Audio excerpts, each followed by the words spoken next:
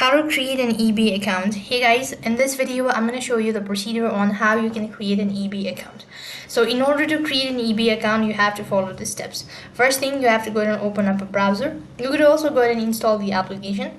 And when you open up a browser, on the web address bar, type in eb.com, and that's going to take you to their official page, which is going to look something like this.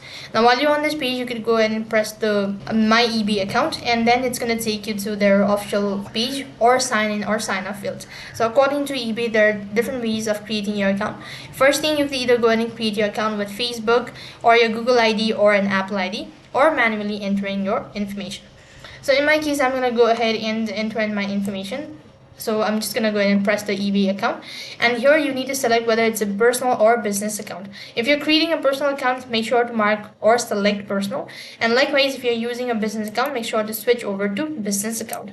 So then you need to go ahead and enter in the first name, last name, your email address, and create a password as well. So I'm going to quickly enter in the following information.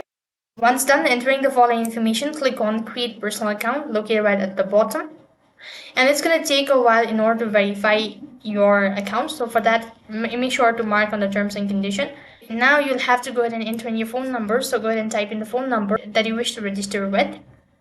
So after that, it's going to send a verification code through an SMS, which I have to go ahead and enter in the information. Once done entering the verification code, it's going to automatically direct you to the other field, or it's going to take you to the page where you'll be notified that you've successfully created your EB account. So that's how you can create your EB account. That is all for this video. I hope the video was helpful.